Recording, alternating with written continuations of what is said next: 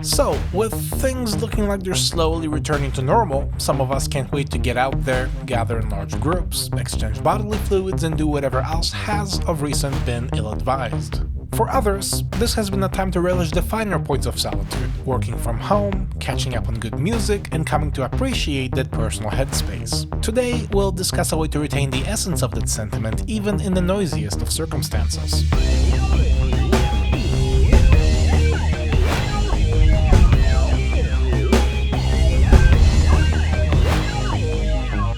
These are the QuietPlus noise-cancelling headphones from Tribit. They come with a hard-shell carrying case and a set of cables, USB-C for charging and a 3.5mm TRS audio cable for that hardwired experience. Hands-on, the first thing I notice are the ear cups and how they do not swivel independently of the headband. Presumably, this is to limit the number of moving joints, keeping the creaks and the rattles to a minimum.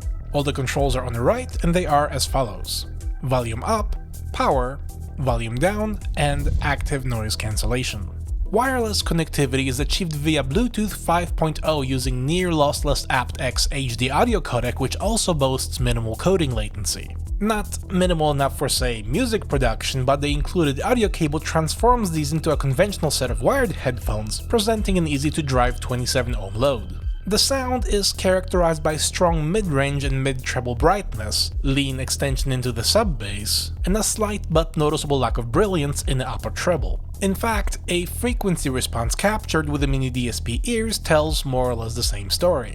The soundstage is rather narrow, even for a set of closed backs, pulling most of the spatial cues toward the middle. Propeller Seeds by Imogen Heap is a good example of a track that with certain headphones can sound immensely wide. Here it does not, though you can still appreciate some of the holographic imagery within the composition.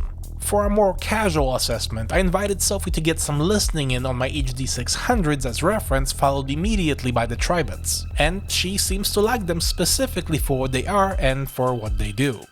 They're definitely more closed comparison. Good. Like in the really deep parts, it wasn't as low, but it did get down there. It wasn't as... I like the Sennheisers too, but I like these better. The Sennheisers are nice as an open back, I guess, because I can hear them when I'm sitting over here when you're listening to them. Whereas these, I don't know, it feels like it's more my music rather than me and the next two people sitting next to me. Finally, let's take a moment to talk about the active noise cancellation, and to do that, we'll want to switch venues. Alright, so here we are at a noisy laundromat, recording on the mini DSP ears. Now what I'm going to do next is put the headphones on to test the passive noise isolation, and afterwards we're going to flip the active noise cancellation on and listen to that as well. So, first, let's get a little bit of ambience. Now for the headphones.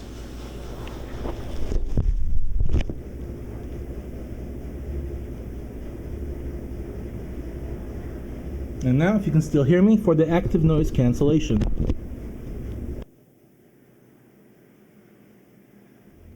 And there you have it, a simple way to detach yourself and your music from the invasive clamor of the public space, 30 hours at a time on a full charge. Top that off with a built-in microphone, and that's the story. Tribit QuietPlus. And given that I have a spare set, let's do another giveaway. Links down below for that. And while we're at it, congratulations to the winner of the last giveaway. Up next, we have some exciting audio projects, including version 3 of the famous micro subwoofer. In the meantime, be sure to rate this video accordingly, subscribe if you haven't already, and I'll see you in the next one. Cheers!